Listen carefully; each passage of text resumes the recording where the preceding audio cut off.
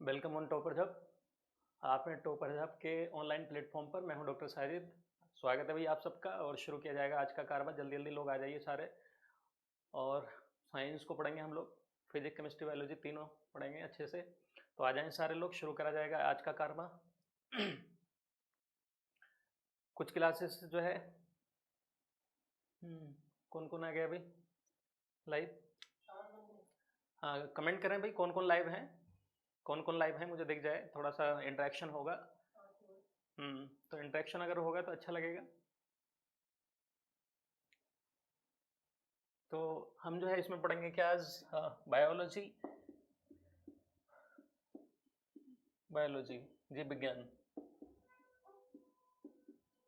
देखो, जो general science वाला पोर्शन है उसमें आपको पता ही है फिजिक्स केमिस्ट्री बायोलॉजी तीनों आता है, और जो सबसे ज़्यादा क्वेश्चन आते हैं वो बायोलॉजी से आते हैं। आप में जो ऑफलाइन के स्टूडेंट रहे होंगे उनको मैंने फिजिक्स केमिस्ट्री पढ़ाया था, बट जो है बायोलॉजी भी अब मैं पढ़ाऊँगा। तो आ जाएँ सारे लोग। क्या कौन कौन आ गया भाई? सचिन वर्मा, नमस्कार सर। अच्छा सचिन सर नमस्कार। जल्दी आ जाइए सारे लोग, शुरू किया जाएगा।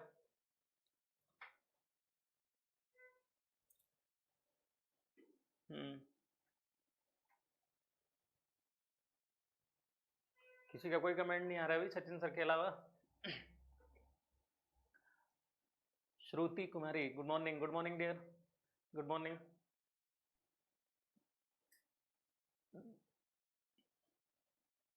प्रिया पांडे, सर मैं आपसे पैरामाउंट में पढ़ी हूँ। हाँ, पैरामाउंट में आप पढ़े होंगे, कोई बात नहीं, आप यहाँ पढ़ लीजिए। अब टॉपर धम में हैं हम, तब सारी फैकल्टी टॉपर धम में ही है।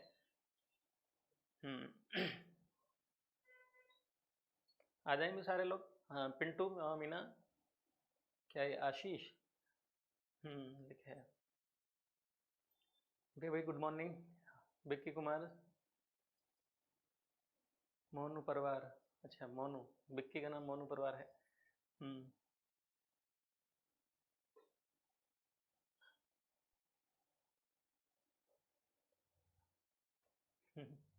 पिंटू मीना से गुड मॉर्निंग। चलिए भाई, शुरू किया जाएगा आज का कारवां। तो बिना टाइम को वेस्ट किए हुए हम शुरू करते हैं बायोलॉजी। और बायोलॉजी में जो है क्या पढ़ना है आपको, जितना एग्जाम के पॉइंट ऑफ व्यू से ज़रूरी है आपको उतना पढ़ना है। आपको बहुत ज़्यादा डीप में नहीं जाना है कि भाई आप जो है मेडिकल साइंस का पेपर दे रहे हैं या फिर आपको डॉक्टर बनना है। बस जितना ज़रूरी है उतना हम पढ़ेंगे। Pooja Rawat, good morning, good morning dear Pooja. तो देखो क्या चीज़ है बायोलॉजी। पहले तो आप ये लिख लेंगे, मैं एक पॉइंट आपको लिखाते चलूंगा। जो हिंदी मीडियम के बच्चे हैं वो हिंदी में लिख लेंगे, और जो इंग्लिश मीडियम के हैं वो इंग्लिश में लिखेंगे। बाइलिंगुअल में बोलूंगा, दोनों लैंग्वेज में, किसी को कोई ज़रा भी फर्क नहीं पड़ेगा। अच्छे से आप लिख पाएंगे सब अच्छे से। The study of living things में रिवीजन करना है सबका। आप लोगों ने बहुत से ने पढ़ भी रखा होगा जो बायोलॉजी बैकग्राउंड के रहे होंगे, बट जो आर्ट्स एंड कॉमर्स के बच्चे हैं वो ज़रा भी अपने आप को कमतर न जाने, एहसास से कमतरी नहीं होना चाहिए। बिल्कुल उनको भी उतना ही समझ में आएगा भाई। मेरा काम है सबको साथ में लेकर के चलना, इसलिए जो हिंदी मीडियम के बच्चे हैं, इंग्लिश मीडियम के हैं या आर्ट्स एंड कॉमर्स के हैं, सब मेरे लिए बिल्कुल बराबर हैं और चलेंगे। कूलिंग बढ़ा देना इसकी। The study of living things, the study of living things is called biology. The study of living things is called biology. ये आप लिख लेंगे पॉइंट। सजीवों का अध्ययन करना, सजीवों का अध्ययन करना, सजीवों का अध्ययन करना जीव विज्ञान कहलाता है, जीव विज्ञान कहलाता है। अब देखो भाई, यहाँ पर आप समझ लेना कि सजीव क्या होते हैं। जो भी जिंदा चीज होती है, कोई भी जिंदा चीज हो, उनकी स्टडी करना क्या कहलाता है? सर फिजिकल की भी क्लास लोगे क्या? फिजिकल मतलब? अच्छा फिजिक्स लिखा होगा आपने। हाँ पिंटू, बिल्कुल फिजिक्स केमिस्ट्री बायोलॉजी तीनों की क्लास लूंगा मैं। सर पीडीएफ भी देना। पीडीएफ की जरूरत ही नहीं पड़ेगी संदीप, जितना मैं लिखा रहा हूँ ना बस आप इतना लिख लो, उससे ज़्यादा झमेले में पढ़ने की जरूरत नहीं है। आई होप सो कि इसी से कवर हो जाएगा आपका सारा। बस ये है कि हाँ, पॉइंट जो भी मैं बोल लूँ लिखवाऊँ उसको आप प्रॉपर तरीके से लिखेगा, उतना मोर देन एनफ, इससे ज़्यादा पढ़ने की जरूरत नहीं है। पीडीएफ की जरूरत नहीं पड़ेगी संदीप। जीव विज्ञान कहलाता है, तो जो भी जिंदा चीज है उनका अध्ययन करना क्या कहलाता है? जीव विज्ञान कहलाता है। सिंपल भाषा में आप समझ लो कि जैसे चाहे एल्गी हो, शैवाल, पेड़ पौधे वगैरह ये सब, चाहे फंगस हो, कवक, जीवाणु जिसको आप बोलते हैं, आम भाषा में आप बोलते हैं फफूंदी, चाहे एनिमल्स हो, एनिमल्स यानी जंतु, चाहे हम क्यों ना हो, जो भी जिंदा चीज है, चाहे बैक्टीरिया हो, जो भी जिंदा चीज दुनिया में मौजूद है, उनका अध्ययन करना ही क्या कहलाता है? जीव विज्ञान कहलाता है। सिंपल समझ लो कि जो भी चीज जिंदी है, जिंदा है, उसका अध्ययन करना क्या कहलाता है? जीव विज्ञान कहलाता है। समझ आई बात यहाँ तक? सजीवों का अध्ययन करना क्या कहलाता है? जीव विज्ञान। अब देखो जो बायोलॉजी है, बायोलॉजी के जो फादर है, क्वेश्चन आता है कि who is called father of biology, तो आप बताएंगे अरिस्टोटल। देखो फादर ऑफ साइंस भी अरिस्टोटल है, लेकिन फादर ऑफ बायोलॉजी भी फर्दर अगर देखें तो अरिस्टोटल है। तो आप ये लिख लेंगे Aristotle is called father of biology. Aristotle is called father of biology, father of biology. Hindi में आप लिख लेंगे अरिस्तु। देखो हिंदी में क्या बोलते हैं इनको? अरस्तु। सिकंदर के गुरु का नाम था ना अरस्तु। ये साइंटिस्ट नहीं थे बल्कि फिलोसफर थे, साइंटिस्ट की कैटेगरी में नहीं थे लेकिन इन बहुत ज़्यादा इंटेलिजेंट थे भाई ये। इन्होंने बहुत सी चीज़ों में लिखा है। तो इनको जो है जीव विज्ञान का क्या कहा जाता है? जीव विज्ञान का जनक कहा जाता है। जनक कहा जाता है या पिता कहा जाता है, एक ही चीज है, जनक कह लीजिए। जीव विज्ञान का जनक कहा जाता है। आवाज सभी को क्लियर है ना? वॉइस सभी को क्लियर है डियर? कमेंट करते रहना भाई बीच बीच में, सो मत जाना, because teaching is the sharing of idea, that is the discussion. Discussion चलता रहेगा तो इंटरेक्टिव क्लास बनती रहेगी। ठीक है, यहाँ तक तो आ रहा है ना? हाँ सही है। तो अरस्तु को जो है क्या कहा जाता है? अब देखो क्यों कहा जाता है, अब आगे समझेंगे। साइंस के फादर भी अरिस्टोटल हैं, आप पॉइंट चाहें तो ये नोट कर सकते हैं। दूसरा बायोलॉजी के फादर भी कौन है? अरिस्टोटल हैं। ये लिख लिया होगा आप लोगों ने। अब आगे देखते हैं जो बायोलॉजी है। Biology further has been divided into two type. देखो दो भागों में इसको फिर से डिवाइड किया गया। एक तो है जूलॉजी, जूलॉजी यानी जंतु विज्ञान, जंतु विज्ञान, और दूसरा वनस्पति विज्ञान। दूसरा क्या है? Botany, botany. इसको आप क्या बोलते हैं? वनस्पति, वनस्पति विज्ञान। हिंदी में आप लिख लेना इसको वनस्पति विज्ञान, या इसको एक और नाम देते हैं पादप विज्ञान। आप कह सकते हैं इसको क्या? पादप विज्ञान। पादप का मतलब भी क्या होता है? पेड़ पौधे होता है, पेड़ पौधे होता है। मार्कर हो रहे सर? पादप विज्ञान सही है भाई। वॉइस ठीक है? Okay Pooja, Ashish, good morning dear, good morning Pintu. सारे लोग जो है भाई कमेंट करके बीच बीच में बताते रहना कि आपको समझ में आ रहा है कि नहीं। किसी को लैंग्वेज से आई होप सो कि कोई प्रॉब्लम नहीं होगी। जो चैनल पर नए हैं वो चैनल को लाइक शेयर सब्सक्राइब कर लें, ताकि जो है आगे नोटिफिकेशन आपको मिलता रहे कब क्लास होगी। और जो मेरे पहले स्टूडेंट रहे हैं वो भी जो है अच्छे से, जिन्होंने पढ़ भी रखा है ना, जो लिख भी रखा है, फिर से दोबारा लिख लेंगे, ताकि जब आपके हाथ चलते रहेंगे ना, नींद नहीं आएगी आपको, वरना जो है ये नींद से आने लगती है। अब देखो जो जूलॉजी है, इसके भी अगर मैं फादर कहूँ कि भाई जूलॉजी के फादर कौन है, इसके भी जनक कौन है, तो आप कंफ्यूज मत हो जाना। इसके भी फादर कौन कहलाते हैं? अरिस्टोटल, अरिस्टोटल कहलाते हैं। अरस्तु। अब क्यों कहलाते हैं ये सब मैं बताऊंगा। और दूसरा बॉटनी के फादर जो है वो कौन कहलाते हैं? आपको पता ही होगा। इसके जनक कौन कहलाते हैं? चलिए कमेंट करके बताएं प्लीज कि कौन कहलाते हैं भाई। हाँ राम राम गुरुजी, राम राम डियर। हाँ सीतू। हाँ तो देखो इसके फादर कौन कहलाते हैं? थियोफ्रास्टस। कौन कहलाते हैं? थियोफ्रास्टस, थियोफ्रास्टस कहलाते हैं। अब इन दोनों को क्यों कहा गया?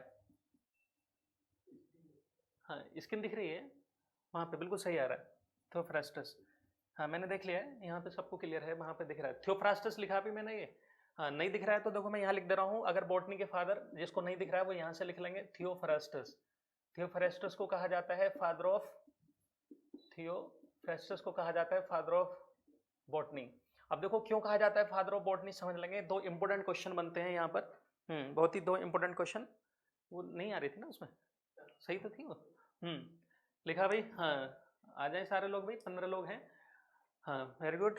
तो ये आप नोट करो। देखो एक एक पॉइंट ऐसा लिखाऊंगा मैं कि बिल्कुल एग्जाम में उठ के वैसे ही आएगा, और आपको एग्जाम क्रैक करना है। कोई ये देखने वाला नहीं है कि आपने कैसे पढ़ाई की है, किस लैंग्वेज में की है, कितनी की है। हर कोई ये देखता है जब रिजल्ट आता है तो किसका सिलेक्शन हुआ और किसका नहीं हुआ।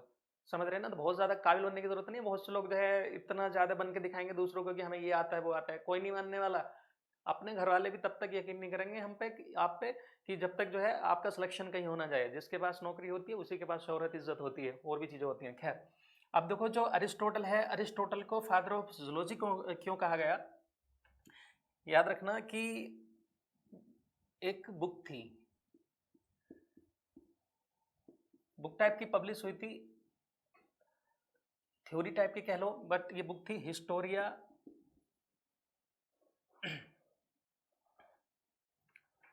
एनिमेलिया, हिस्टोरिया एनिमेलिया, कहीं कहीं लिखा मिलेगा द हिस्टोरिया एनिमेलिया, बट आपका काम इतने से चल जाएगा। तो ये लिखी थी अरिस्टोटल ने, और इसके बारे में बताया था कि 500 स्पीसीज ली थी इन्होंने, और उनके बारे में इन्होंने बताया था 500 प्रजातियां थी। हिंदी में क्या कहेंगे, 500 प्रजातियां। किस चीज की थी प्रजातियां? वो एनिमल्स की। इसलिए इनको फादर ऑफ जूलॉजी कहा जाता है, क्योंकि जूलॉजी में स्टडी की जाती है किसकी? जूलॉजी में स्टडी हम किसकी करते हैं? एनिमल्स की। हाँ, गुड मॉर्निंग। अच्छा, गुड मॉर्निंग। तो एनिमल्स की, जंतुओं के बारे में इन्होंने बताया। जंतुओं के 500 जंतु लिए इन्होंने, और उनकी स्टडी की। ऐसे नहीं एक बार में, सबकी 1 बाय 1 की, और अंदर की जो एनाटॉमी होती है, फिजियोलॉजी होती है ने ही जो है क्या बताया था, हिस्टेरिया एनिमेलिया के बारे में बताया था। और इसमें 500 प्रजातियों को इन्होंने चुना, और उसके बारे में बताया कि इनके अंदर की एनाटॉमी कैसी है। एनाटॉमी का मतलब होता है इंटरनल स्ट्रक्चर जो होती है उसका अध्ययन करना, कि अंग हमारा अंदर से या किसी का भी जानवर का अंदर से कैसा दिखाई दे रहा है। पेड़ों में भी होती है, एनाटॉमी बोलते हैं उसको, एनाटॉमी। और कैसे ऑर्गन काम करते हैं, अंग कैसे काम करते हैं, उसको बोलते हैं फिजियोलॉजी। तो ये चीज़ इन्होंने बताई। इसी तरह से थियोफ्रास्टस को फादर ऑफ बॉटनी इसलिए कहा गया क्योंकि इन्होंने भी एक बुक लिखी थी जिसका नाम था, देखो, द हिस्टोरिया कर सकते हैं, इसको भी आप चाहें तो द लगा सकते हैं, वरना इतना भी लिख दोगे तो काम चलेगा। हिस्टोरिया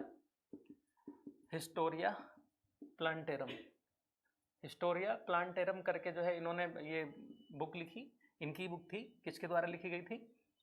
थियोफ्रास्टस के। और इसमें भी इन्होंने 500 स्पीसीज ली थी, लेकिन जो स्पीसीज थी वो किसकी थी? यहाँ पर जो एनिमल्स की स्पीसीज थी, और यहाँ पर किसकी थी? प्लांट्स की। इन्होंने 500 पौधों के बारे में, पेड़ पौधों के बारे में बताया कि इनकी बनावट अंदर से कैसी होती है, ये कैसे इनकी फिजियोलॉजी चलती है, इनका कैसे न्यूट्रिएंट्स को लेते हैं, कैसे क्या चलता है, ये सब।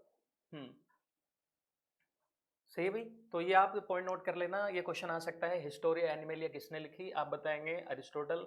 किसके बारे में बताया गया था? एनिमल लिखा है तो जाहिर बात है जूलॉजी है ये, है ना, एनिमल से रिलेटेड है, तो एनिमल्स के बारे में बताया था। और यहाँ पर जो है प्लांटेरम यानी पेड़ पौधों के बारे में बताया था, पेड़ पौधों के बारे में बताया था। समझ में आ गई बात ये? चलिए अब आगे मूव करते हैं। तो पेड़ पौधों की स्टडी करना क्या कहलाता है? बॉटनी कहलाता है। और एनिमल की स्टडी करना क्या कहलाता है? जूलॉजी कहलाता है। अब जिंदगी की जो शुरुआत हुई, लाइफ की जो शुरुआत हुई, वो किस चीज़ से हुई? सेल से। क्योंकि जब सेल जिंदा होती हैं तभी हम कह सकते हैं कि कोई भी एनिमल हो, प्लांट हो, बैक्टीरिया हो, कुछ भी हो, वो क्या है? लिविंग है। और अगर सेल डेड हो जाती हैं, सेल ख़त्म हो गई, सेल डेड कर गई, मर गई, मृत हो गई, तो हम कहेंगे क्या? कि वो चीज़ क्या है? डेड है। तो पहले जो टॉपिक है हमारा वो क्या है? सेल है। और सेल को हिंदी में आप क्या बोलते हैं? कोशिका बोलते हैं। कोशिका आप लोग बचपन से पढ़ते चले आए होंगे, बट अच्छे से क्लियर हो जाएगा, कुछ का रिकॉल हो जाएगा। तो सेल, कोशिका। देखो एक क्वेश्चन आता है, जो कोशिका होती है इसकी स्टडी क्या कहलाती है? The study of cell, is called cytology. याद रखना, बहुत ही इंपॉर्टेंट क्वेश्चन है। क्या कहलाता है? Cytology. The study of cell is called cytology. कोशिका का अध्ययन करना क्या कहलाता है? साइटोलॉजी कहलाता है। डियर, एक पॉइंट आप जो है नोट करते हुए चलेगा, और इससे ज़्यादा डीप में पढ़ने की जरूरत नहीं है। आई होप सो कि यहीं से क्वेश्चन आ जाएंगे। अब देखो, जो सेल है, सेल होती क्या है? एक साइंटिस्ट है जिनका नाम था रॉबर्ट हुक। ये 1665 की बात है। इन्होंने माइक्रोस्कोप बनाया, और उसमें इन्होंने क्या है कि चीज़ों को रख करके देखा, तो इनको चीज़ें बड़ी बड़ी नज़र आ रही थी, क्योंकि जो सूक्ष्मदर्शी होता है चीज़ों को बड़ा करके दिखाता है। तो इन्होंने क्या किया कि जो पेड़ था एक, वहाँ पर बैठे हुए थे, ये पेड़ की छाल ली, और उसको जो है इन्होंने उसकी स्लाइस बना करके पतला सा, और माइक्रोस्कोप में देखा, तो ये क्या देखते हैं कि इनको कुछ इस तरह की स्ट्रक्चर्स नज़र आती हैं, ऐसे करके, यूँ करके इस तरह से नज़र आता है। ओके, ऐसे इन्होंने देखा कि अरे ये जो छाल है पेड़ की, वो एक चीज़ से मिलकर नहीं बनी है, इसमें तो मुझे छोटे छोटे से कंपार्टमेंट टाइप के नज़र आ रहे हैं, और मुझे बिल्कुल वैसे महसूस हो रहा है जैसे देख करके ये छोटे छोटे से कमरे हों। तभी से इसका नाम पड़ गया सेल। और सेल का मतलब ही होता है कक्ष, कमरा। तो छोटे छोटे से कंपार्टमेंट टाइप के हैं, इसलिए इसका नाम पड़ा क्या? सेल। अब ये अगर क्वेश्चन आ जाए कि सेल को किसने डिस्कवर किया, तो आप ये लिखेंगे cell is discovered by Robert Hooke. Cell is discovered by Robert Hooke. कोशिका की खोज किसने की थी? रॉबर्ट हुक ने की थी। कब की थी? 1665 में। कोशिका की खोज रॉबर्ट हुक ने 1665 में की थी। और एक चीज और, ये जो है, ये जो पेड़ की छाल होती है वो क्या होती है? बार्क जिसको बोलते हैं, पेड़ की छाल डेड सेल होती है। इसलिए इन्होंने जो सेल की खोज तो की, लेकिन क्या है वो डेड सेल थी। डेड सेल यानी मृत कोशिका। मृत कोशिका आप कहेंगे इसको। अगर आपसे क्वेश्चन पूछ लिया जाए कि सबसे पहले सेल की खोज की किसने, किसने सेल की खोज की, तो भाई यहाँ पर ना तो ये जिक्र किया है कि मरवी सेल, मृत सेल या डेड सेल या लिविंग सेल है ना, तो आप ये कहेंगे कि रॉबर्ट हुक। बट अब अगर आपसे स्पेशली कहा जाए कि भाई मृत कोशिका की सेल किसने, मृत कोशिका की खोज सबसे पहले किसने की, तब भी आपका आंसर रॉबर्ट हुक हो गया। बट अगर ये क्वेश्चन आए कि लिविंग सेल की सबसे पहले खोज किसने की थी, तब फिर आपका आंसर बदल जाएगा। फिर उसके लिए क्या आंसर होगा मैं यहाँ लिखा दे रहा हूँ। तो देखेंगे अगर ये आ जाए तो लिखेंगे living cell is discovered by Anton van Leeuwenhoek. दिखाई दे रहा है? मैं यहाँ लिख दे रहा हूँ इनका नाम पूरा। Living cell is discovered by, यहाँ से लिख लिया मैं एंटोन, पूरा नाम है ये एंटन वॉन ल्यूवेनहॉक, ये पूरा नाम है। और 1674 की बात है। तो ये पॉइंट लिख लेना भाई। सजीव कोशिका की खोज सर्वप्रथम किसने की थी? एंटन वॉन ल्यूवेनहॉक ने। एंटन वॉन ल्यूवेनहॉक, एंटन वॉन ल्यूवेनहॉक।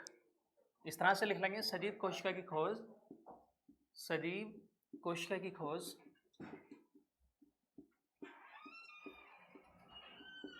किसने की थी, ये पूरा नाम लिख लेंगे इस तरह से करके एंटोन वॉन ल्यूवेनहॉक, एंटन वॉन ल्यूवेनहॉक। एंटन वॉन ल्यूवेनहॉक ने जो है खोज की थी। समझ में आ रही बात यहाँ तक है? एंटन वॉन ल्यूवेनहॉक। अब देखो सेल को क्या कहा जाता है। सेल पे बहुत क्वेश्चन बनते हैं और सेल बायोलॉजी से जितने भी क्वेश्चन आएंगे मैं सारे ऐसे लिखाऊंगा कि आपका कोई भी सेल का क्वेश्चन बचेगा नहीं। ये अगर आप लोगों ने लिख लिया हो तो फिर आगे चलते हैं। देखो सेल को क्या कहा जाता है, ये लिख लिया होगा। जिस तरह से बिल्डिंग बनाते हैं तो उसमें ईंटें वगैरह होती हैं, उसके बाद में कमरे बनते हैं, इस तरह से बिल्डिंग बनती चली जाती है, कई कमरों से मिलकर बिल्डिंग बनती है।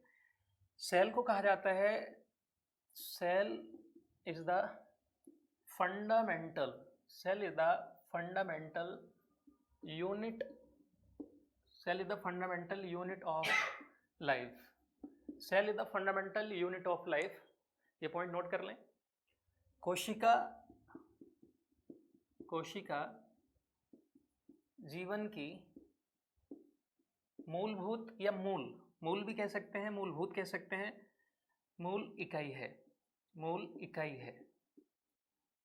है। क्योंकि जिंदगी की शुरुआत सेल से होती है, चाहे कितनी ही बड़ी बॉडी क्यों ना हो, चाहे कितनी छोटी बॉडी क्यों ना हो। एक सिंगल बैक्टीरिया जो होता है वो भी एक सेल से मिलकर बना होता है, वो भी अपने आप में लिविंग है, चाहे वो यूनिसेल्यूलर हो। हमारी बॉडी में जो है अरबों सेल्स होती हैं, हम भी क्या है लिविंग सेल से मिलकर बने हैं, इसलिए क्या है सेल को कहा जाता है फंडामेंटल यूनिट ऑफ लाइफ। सबको सुनाई दे रहा है भाई? सारे लोग कहाँ कमेंट बीच बीच में करते रहे, जिसको कोई दिक्कत हो वो बता सकते हैं। अब देखो क्यों कहा जाता है वो सारा मैं डिफाइन कर दूंगा। अभी पॉइंट ये नोट कर लो। क्वेश्चन इस तरह से आएगा, which one following structure is called fundamental unit of life. Option में आपका होगा सेल, टिश्यू, ऑर्गन सिस्टम। तो आपको किस पे टिक करना है? सेल पर। अगला पॉइंट लिख लेंगे, cell is the structural and functional unit of life. Cell is the structural and functional unit of life. कोशिका जीवन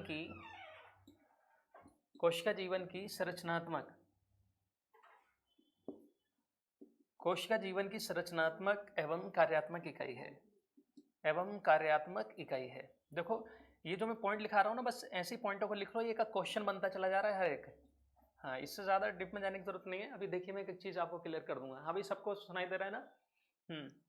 तो कोशिका जीवन की संरचनात्मक एवं कार्यात्मक इकाई है। कितनी ही बड़ी बॉडी क्यों ना हो, कितनी छोटी बॉडी क्यों ना हो, सेल से मिलकर बनती है। अगर हम इंसान की बात भी करें तो बच्चा जब अपनी माँ के गर्भ में शुरू में आता है तो एक सिंगल सेल्ड ही तो होता है। फादर से आता है स्पर्म यानी शुक्राणु, माँ से आता है ओवम, और दोनों मिलकर फ्यूज हो जाते हैं और एक सिंगल सेल बनती है। फिर 1 से 2 सेल, 2 से 4 सेल, 4 से 8 सेल, इस तरह से सेल मल्टीप्लाई होती रहती हैं। और आप जानती हैं जब बच्चा पैदा होता है, अगर नॉर्मल बच्चा पैदा हो रहा है तो 2 किलो 800 ग्राम के करीब का होता है, 3 किलो के करीब। बट कई बार जो है बच्चा छोटा होता है, कई बार जो है बड़ा भी पैदा हो जाता है। तो आखिरकार जो शुरुआत हुई कहाँ से हुई? एक सिंगल सेल से हुई। उसके बाद में देखो हम पैदा हो जाते हैं तो फिर किस साइज़ का कैसे बढ़ते हैं हम? 3 किलो, फिर 4 किलो, 5, 6 ऐसे, फिर 25, 30, 50, कुछ लोग तो 1 कुंटल के भी हो जाते हैं, उससे भी ऊपर हो जाते हैं। समझ रहे हैं ना? तो ज़िंदगी की शुरुआत जो होती है कहाँ से होती है? सेल से होती है। इसलिए सेल को कहा गया है cell is the structural and functional unit of life. अब देखो, अगर मैं कहूँ कि कोई चीज़ जिंदा है तो जिंदा कब कहलाएगी? जिंदा तभी कहलाएगी जब सेल जिंदा है। अब देखो जैसे हम बोलते हैं ना कि इंसान कोई मर गया तो बॉडी से जो है आत्मा निकल गई, परमात्मा में मिल गई, रूह निकल गई हमारी बॉडी से। बट साइंस इस चीज़ को नहीं मानता। साइंस तो ये कहता है कि हमारी सेल्स जो होती हैं वो डेड होने लगी हैं। जैसे हमारा ब्रेन वगैरह है वो सब डेड होने लगा, हार्ट हमने पंपिंग छोड़ दी, बॉडी में न्यूट्रिएंट्स की कमी हो गई, देन ऑक्सीजन की सप्लाई कम, डेड सेल जो है डेड होने लगी, उसी को हम बोलते हैं कि भाई डेथ हो गई।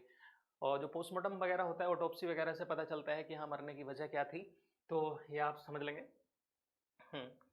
तो इसलिए अगर देखा जाए तो एक पॉइंट और बनता है, द यूनिट ऑफ, ये पॉइंट नोट करेंगे, the unit of life process, the unit of life process is cell. The unit of life process is cell. इस पॉइंट को भी नोट कर लेंगे। तो 3 क्वेश्चन यहाँ पर सेल से बने ये, और एक बना कि सेल की स्टडी क्या कहलाती है? साइटोलॉजी। तो 4 क्वेश्चन ही आपके हो गए, बहुत ही इंपॉर्टेंट है। तो इस तरह से आप लिख लेंगे, कोशिका जैविक प्रक्रम। जैविक मतलब अगर कोई जिंदा चीज चल रही है, कोई सिस्टम चल रहा है तो उसकी इकाई है। जैविक प्रक्रम की इकाई है कोशिका, जैविक प्रक्रम की इकाई है कोशिका, जैविक प्रक्रम की इकाई है। Cell is the fundamental unit of life, cell is the structural and function unit of life, and the unit of life process is cell. तो ये वाला पॉइंट लिख लेंगे कि अगर लाइफ चल रही है, कोई चीज़ जिंदा है, तो किसकी वजह से जिंदा है? सेल की वजह से। यहाँ तक सबको क्लियर हुआ भाई? कमेंट करके बताएं। सभी लोगों को यहाँ तक क्लियर है? आगे चला जाए। अब सेल भी जो है कई तरह की होती हैं, कमेंट करें। संदीप,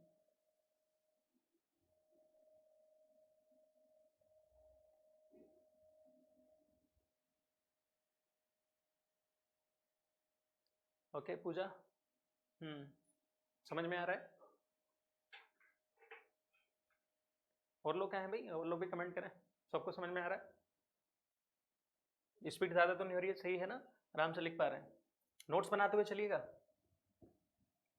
मैं इसको रेज कर दे रहा हूँ। अब देखो क्यों कहा गया है सेल को फंडामेंटल यूनिट ऑफ लाइफ, मैं इसको क्लियर कर दे रहा हूँ। इधर देखो क्यों कहा गया। देखो ये होता है कि जो सेल होती है कोशिका, अगर कोशिका का ग्रुप बन जाए, एक जैसी सेल इकट्ठी हो जाएं, ग्रुप में इकट्ठी हो जाएं और वो एक जैसा काम करने लगे, तो उसको हम बोलते हैं क्या? टिश्यू। आपने पढ़ा होगा the group of cells which are similar in structure and function is called tissue.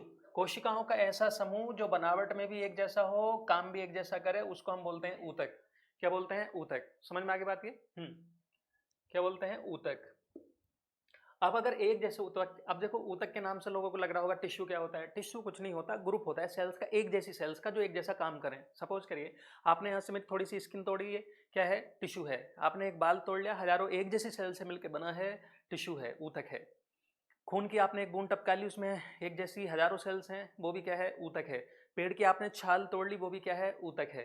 कई बार तो आप ऐसे होंठ में से छिलका उतार के वो फेंक देते हैं, वो भी क्या है? टिश्यू फेंक दिया आपने। समझ रहे हैं ना? तो द ग्रुप ऑफ सेल्स। अब अगर कई मतलब एक जैसे टिश्यू एक जगह मिल जाए तो फिर वो बना लेते हैं पूरा ऑर्गन, यानी पूरा अंग बन जाता है। यहाँ पर मैं एनिमल की बात कर रहा हूँ, तो अंग बन गया पूरा। समझ रहे हैं ना? अब अगर कई अंग एक जगह मिल जाए, जैसे मान लो ऑर्गन की बात करी, कोई सा भी ऑर्गन ले लो आप, फेफड़ा ले लीजिए, आप हार्ट ले लीजिए, लीवर, कुछ भी ले लीजिए। अगर मान लो लीवर की आप बात कर रहे हैं तो हिपैटिक सेल्स होती हैं उसमें, उनसे मिलकर पूरा लीवर बनता है। तो जो एक जैसी सेल्स होती हैं, एक जैसे काम करती हैं, क्या है वो? ऑर्गन है। तो ऑर्गन में क्या लगा होगा? टिश्यू। और टिश्यू क्या होता है? सेल्स होती हैं। सेल ही टिश्यू है, बस फर्क इतना है कि ग्रुप है। अब जैसे ऑर्गन आपने लिया तो एक जैसे ऑर्गन मिल करके एक साथ काम करने लगे, एक जैसी नहीं मतलब कई ऑर्गन मिलकर एक जैसा काम करने लगे, कोई एक काम को अंजाम दे तो उसको क्या है ऑर्गन सिस्टम बोलते हैं, अंग तंत्र बोल देते हैं, अंग तंत्र। जैसे देखो हमारे शरीर में भी कई तरह के सिस्टम होते हैं, आपने पढ़ा होगा nervous system, excretory system, respiratory system, endocrine system, reproductive system पढ़ा है ना। तो इस तरह के जब कई सिस्टम हैं तो वो मिलके क्या है, ऑर्गन से मिलके क्या बन गया ऑर्गन सिस्टम। मान लो मैं बात करूं डाइजेशन सिस्टम की, पाचन तंत्र की, तो जो हमारा पचाव होता है, पाचन होता है, जो आप खाते हैं, देखो मुंह से ही पाचन होना शुरू हो जाता है और कितने अंग पाचन में पार्टिसिपेट करते हैं। देखो सबसे पहले दांतों का रोल है, उसके बाद में जबान का, हमारी जीभ का रोल है, टंग का, देन फिर जो है गले से पाइप उतर, हाँ गले मुंह में जो है सलाइवरी ग्लैंड्स होती हैं जिनसे सलाइवा निकलता है, उसमें एंजाइम्स होते हैं, वो 3 अंग हो गए। उसके बाद में अगर आप देखें तो फिर गले में पाइप होता है, ईसोफेगस, फूड पाइप, जिसको आहार नाला बोलते हैं, फिर पेट, छोटी आंत, बड़ी आंत, rectum, gall bladder, pancreas, liver, इतनी चीजें मिलकर के हमारे पाचन को अंजाम देती हैं। तो ऐसे कई अंगों से मिलकर ऑर्गन सिस्टम बना। अब ऐसे ही सारे ऑर्गन एक जगह जुड़ जाएं, मिस्टर झा गुड मॉर्निंग, हाँ गुड मॉर्निंग देर, तो वो पूरा क्या बना लेते हैं ऑर्गन सिस्टम, जब मिल जाए एक जगह वो बना लेता है पूरा क्या ऑर्गेनिज्म, क्या बना लेता है ऑर्गेनिज्म, यानी पूरा जीव बन जाता है। कोई भी बॉडी उठा लो, चाहे आप ह्यूमन की बॉडी ले लीजिए, किसी की भी, व्हाटएवर। अब अगर कई ऑर्गेनिज्म एक जगह इकट्ठा हो जाएंगे तो फिर वो बना लेते हैं क्या फिर बनता है स्पीसीज, हाँ एक प्रजाति बन जाती है। या आप ऐसे कह सकते हैं कि जो ऑर्गेनिज्म है वो किसी प्रजाति का होगा, और अगर कई प्रजातियां एक जगह मिल जाएं तो फिर वो बनाती हैं क्या कम्युनिटी, क्या बनाती हैं कम्युनिटी। इस तरह से जो है समुदाय बन जाता है, जैसे भैंसों का समुदाय, कुत्तों का समुदाय, इंसानों का समुदाय।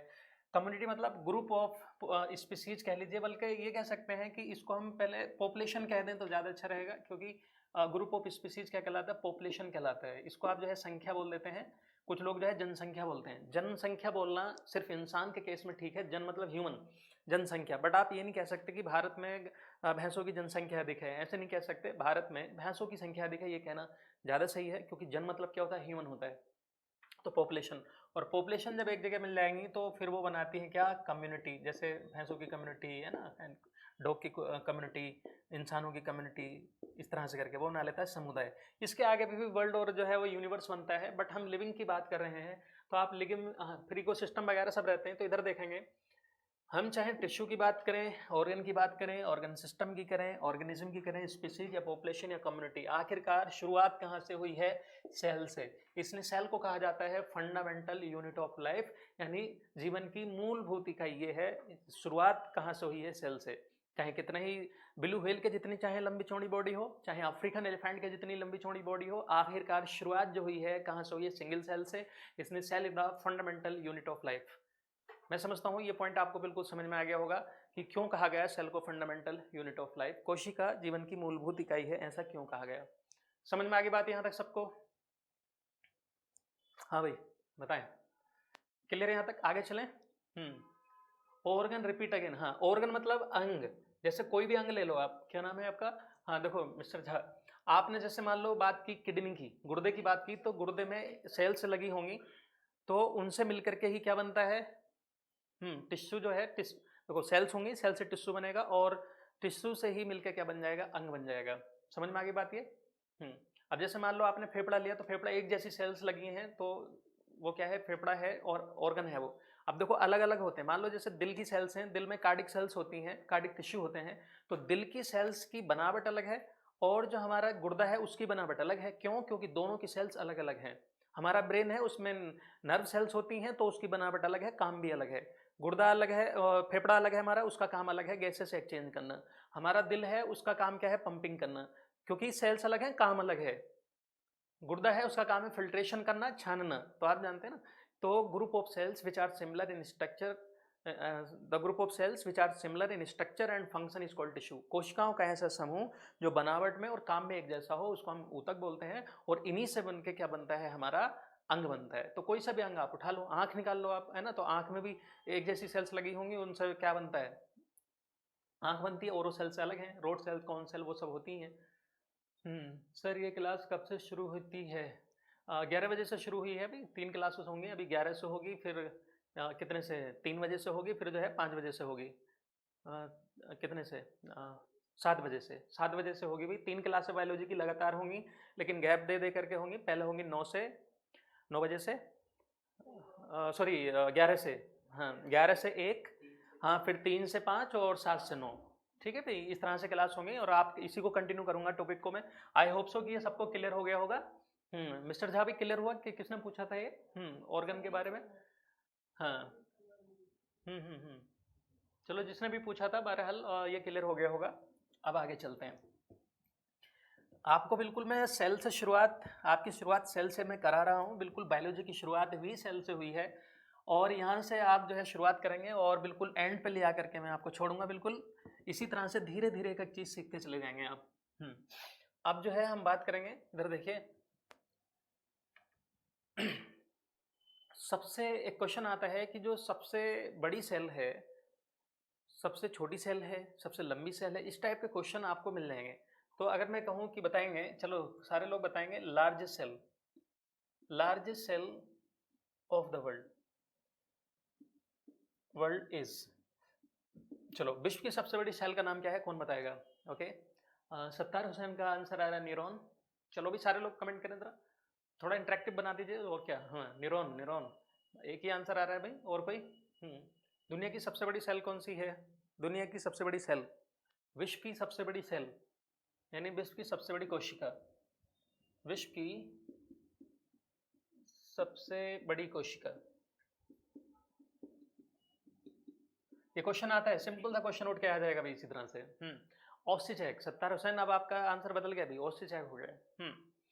तो सही आंसर क्या है? देखो बड़ी पूछा है क्योंकि इसका डाया ज्यादा होता है, तो क्या होता है? शुतुरमुर्ग का अंडा, यानी ऑस्ट्रिच एग। ऑस्ट्रिच एग लिख लेंगे, शुतुरमुर्ग का अंडा। जो शुतुरमुर्ग होता है, इसका जो अंडा होता है वो दुनिया की सबसे बड़ी सेल है और सिंगल सेल्ड माना जाता है अंडा। इसका वजन जो होता है 1.5 किलो से 1.25 किलो, 2 किलो के करीब होता है। तो दुनिया का सबसे बड़ी, अगर आपसे क्वेश्चन पूछा जाएगा कि विश्व की सबसे बड़ी कोशिका कौन सी है, तो आप बताएंगे कौन सा? Ostrich egg. क्लियर? अब देखो, अगर मैं ये कहूं कि longest cell, longest cell of the world, चलिए फटाफट आंसर बताएं। अब ये क्या पूछा है? लंबी सेल पूछा है, लंबी सेल। नोट्स बनाते चलना भी, बिल्कुल ऐसे नोट्स बनवाऊंगा ऑफलाइन क्लास जैसे। विश्व की सबसे लंबी कोशिका, विश्व की सबसे लंबी कोशिका। देखो भी, कोई चीज़ बड़ी होना और लंबी चीज़ होना दोनों अलग अलग चीज़ें हैं। मान लो मैं आपसे क्वेश्चन पूछ दूं कि दुनिया की सबसे लंबी नदी कौन सी है, तो आप कौन सा बताएंगे? नाइल, जिसको आप नील नदी बोलते हैं, इजिप्ट में जो बहती है, मिस्र में। बट मैं अगर आपसे कहूं कि दुनिया की सबसे बड़ी नदी कौन सी है, तो आप बताएंगे कौन सी? अमेजोन। अमेजन क्यों? क्योंकि अमेजन जो है उसका बेसिन बहुत चौड़ा है, उसमें ज़्यादा पानी बहता है, ज़्यादा रिजर्वेयर है उसमें। तब आंसर आ रहा है कि आपका नर्व सेल, नर्व सेल। और लोग कहे हैं भाई? कमेंट करके बताया करें, अगर आप यहाँ पर गलती भी करते हैं कोई बात नहीं, आपके एग्जाम में गलती नहीं होनी चाहिए। तो वही सत्तार हुसैन का बिल्कुल सही आंसर आ रहा है, nerve cell. Nerve cell, nerve cell जो है इसी को आप क्या बोलते हैं? न्यूरॉन। क्या बोलते हैं? न्यूरॉन, यानी तंत्रिका कोशिका, तंत्रिका कोशिका। ये दुनिया की जो है सबसे लंबी कोशिका है। क्यों? क्योंकि बिल्कुल बारीक होती है, धागे के जैसी। अब देखो लंबी इसलिए कहा गया क्योंकि सबसे ऊंचा जानवर कौन सा होता है? जिराफ। तो जिराफ में अगर देखें तो ये हिप्स के बीच से लेकर के सिर तक, या सिर से हिप्स तक जो है नर्व सेल आती है। हमारी ही बॉडी में देख लो, नर्व सेल जो है 1.25 मीटर लंबी होती है, हमारे सिर से लेके हमारे हिप्स के बीच तक आती है। इसलिए विश्व की सबसे बड़ी कोशिका, सॉरी लंबी कोशिका जो है वो कौन सी होगी? न्यूरॉन होगी, न्यूरॉन। और सबसे जो बड़ी कोशिका है वो कौन सी होगी? ऑस्ट्रिच एग, यानी शुतुरमुर्ग का अंडा। यहाँ तक ये सबको क्लियर हुआ भाई? हाँ, चला जाए आगे। इन पॉइंटों को नोट कर लो। विश्व की अगर सबसे लंबी कोशिका पूछी है, तब आपका आंसर क्या है? तंत्रिका कोशिका। और अगर लार्जेस्ट पूछी है, लार्जेस्ट, लार्जेस्ट मतलब बड़ी, तो आप बताएंगे क्या? ऑस्ट्रिच एग, यानी शुतुरमुर्ग का अंडा। क्लियर यहाँ तक संदीप? चलिए मैं इसको जो है इरेज कर दे रहा हूँ, ये आपने पॉइंट नोट कर लिए होंगे। हाँ, और बिल्कुल ऐसे ही पॉइंट उठ करके आएंगे एग्जाम में, बहुत ज्यादा किताबों से कहीं से पढ़ने की जरूरत नहीं है भाई।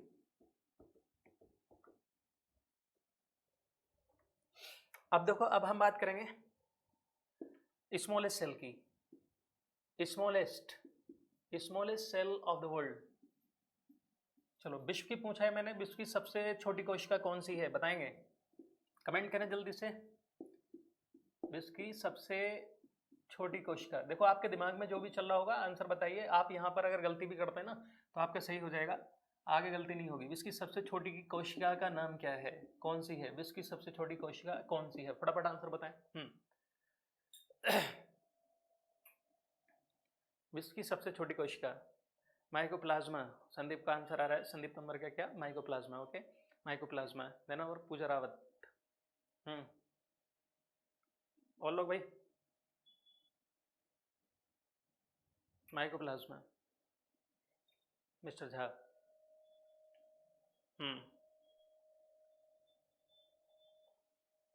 यस, तरह जेली सेप्टिकम।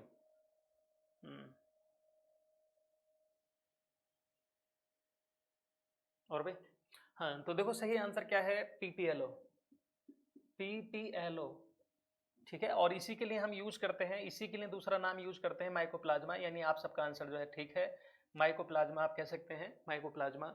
और पूरा नाम होता है इसका माइकोप्लाज्मा जेलीसेप्टिकम। 0.1 से लेकर 0.3 माइक्रोमीटर साइज होता है इसका, बहुत ही छोटा होता है ये। देखो माइकोप्लाज्मा, और इसका पूरा नाम होता है, पीपीएलओ का ही नाम है माइकोप्लाज्मा, लेकिन पूरा नाम माना जाता है जेलीसेप्टिकम।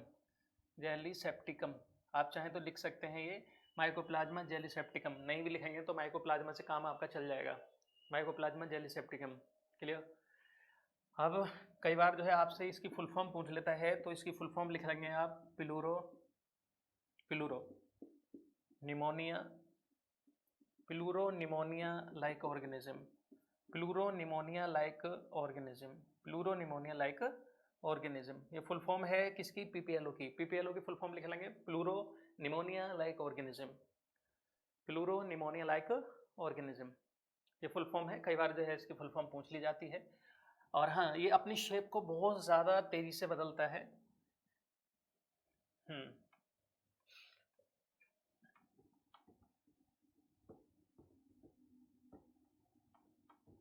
अब देखो जो सेल्स होती हैं, प्लीज़ इंक्रीज वॉल्यूम। वॉल्यूम तो सही है, वॉल्यूम में कोई दिक्कत नहीं है भाई। आप अपने उसका चेक करो 70। आप हेडफोन लगा लो यार, आवाज़ तो सबको सही है और काफ़ी आवाज़ है। अब देखो जो सेल होती हैं दो तरह की होती हैं भाई, दो तरह की होती हैं, prokaryotic cells and eukaryotic cells. और आप सबने पढ़ा होगा कि प्रोकैरियोटिक सेल्स क्या होती हैं और यूकैरियोटिक क्या होती हैं। देखो आप अगर बुक में देखेंगे तो 8-10 अंतर दिए हुए हैं, बट सारे फर्जी हैं उसमें। बस 3-4 जो अंतर हैं वो सिर्फ सही हैं। उसके अलावा जो है ज़्यादा आपको पढ़ने की ज़रूरत नहीं है, तो आप उतना ही पॉइंट लिखेंगे जितना मैं बता रहा हूँ। चलो पहले मैं यहाँ ये बात कर दे रहा हूँ कि हमारी बॉडी में सबसे बड़ी सेल कौन सी है। देखो विश्व की तो आपने बात कर ली, चलिए कौन बताएगा फटाफट answer? Largest cell in human body, human body या आवर बॉडी कह लो, ह्यूमन बॉडी। मानव शरीर की सबसे बड़ी कोशिका का नाम क्या है? चलो भाई फटाफट बताएं। मानव शरीर की, मानव शरीर की सबसे बड़ी कोशिका, इसी टाइप के क्वेश्चन आते हैं भाई। सबसे बड़ी कोशिका कौन सी है भाई? कौन बताएगा फटाफट आंसर? किसी का कोई आंसर नहीं, कोई रेस्पॉन्स नहीं। ओबम, संदीप कुमार का आंसर आ रहा है ओबम। यस, और लोग भाई?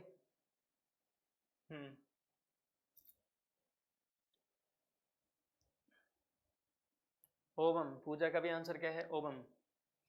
कोई और? इतने लोग हैं यार, सारे लोग आंसर करें, जिसको जो भी समझ में आ रहा हो। ओबम।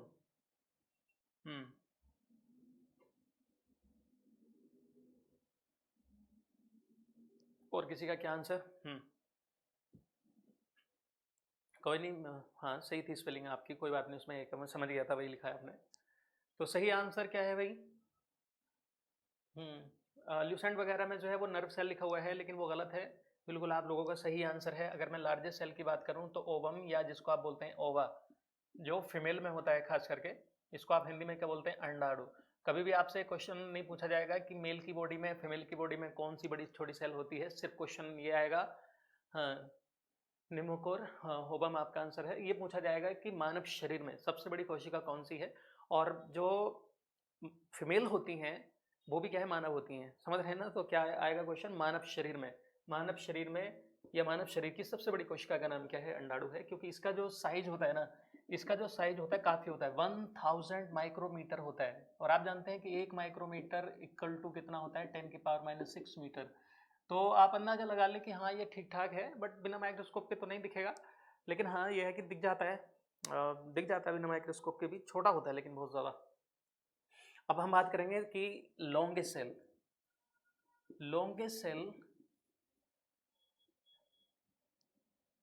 इन ह्यूमन बॉडी, या longest cell of human body, ऐसे कह लो, longest cell in human body, या लॉन्गेस्ट सेल ऑफ कह लीजिए चाहे, यहाँ पर भी ऑफ लगा सकते हैं, longest largest cell of human body और longest cell of human body is. चलो भाई लंबी सेल बताएंगे। मानव शरीर की सबसे लंबी कोशिका, मानव शरीर की सबसे लंबी, मानव शरीर की सबसे लंबी कोशिका, मानव शरीर की सबसे लंबी कोशिका का नाम क्या है? क्या आंसर आ रहा है? न्यूरॉन। संदीप तंबर, न्यूरॉन्स। एक सेल है तो न्यूरॉन कहेंगे, नॉट न्यूरॉन्स। एक सेल है तो न्यूरॉन, एक से ज़्यादा होंगी तो न्यूरॉन्स। हाँ न्यूरॉन। सत्तार हुसैन। और कोई भी? सारे लोग जो है आंसर करते रहा करें, हाँ आप लोगों को भी जो है याद रहेगा। तो सही आंसर आ रहा है कौन सा? क्या बिल्कुल सही है, यानी नर्व सेल। नर्व सेल को ही क्या बोलते हो आप? न्यूरॉन। तो एक है तो न्यूरॉन। तो अगर ये क्वेश्चन आ जाए कि भाई लंबी सेल, क्योंकि देखो हमारे यहाँ से सिर से शुरू होती है और हमारे हिप्स के बीच तक आती है, रीढ़ की हड्डी के सहारे, जिसको आप स्पाइनल कोड भी बोल देते हैं। तो न्यूरॉन जो है, हाँ जय भीम। तो लंबी सेल कौन सी है? तो इसको हिंदी में क्या बोलते हैं? तंत्रिका कोशिका। हिंदी में क्या बोलते हैं? तंत्रिका कोशिका। और विश्व की भी सबसे लंबी सेल वही बताई थी मैंने, तंत्रिका कोशिका, यानी न्यूरॉन। तो अगर ये ऑप्शन में आ जाए तो आप जो है न्यूरॉन बताएंगे। लंबी सेल न्यूरॉन। और लार्जेस्ट सेल कौन सी है? लार्जेस्ट सेल कौन सी है? ओवम। चलिए अब हम बात करेंगे कि जो विश्व की सबसे छोटी सेल है, सॉरी वो तो हो ही गया, ह्यूमन की बात करेंगे। Smallest cell of human body. चलो भाई बताएंगे फटाफट। Smallest cell of human body is कौन सी है भाई? मानव शरीर की सबसे सबसे छोटी कोशिका, सबसे छोटी, मानव शरीर की सबसे छोटी कोशिका है कौन सी? बताएं भाई फटाफट। हाँ स्पम। पूजा रावत का आंसर आ रहा है स्पम। मिस्टर झा का स्पम, संदीप का भी स्पम है। और लोग? निम्नकोर का स्पम।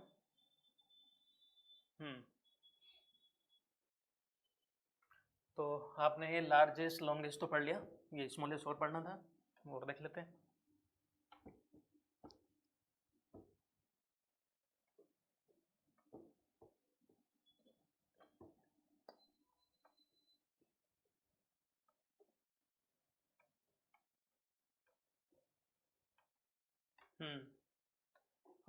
क्या आंसर है स्पम? तो बिल्कुल सही आंसर, वेरी गुड, बहुत अच्छा भाई, आप लोगों ने पढ़ रखा है काफ़ी। शुक्राणु।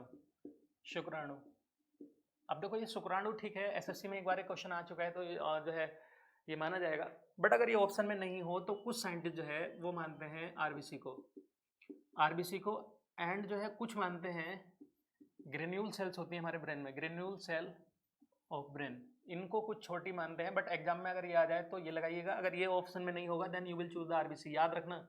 और आरबीसी क्या होती है? ये रेड ब्लड कार्पस्कल या रेड ब्लड सेल, लाल रक्त कणिका,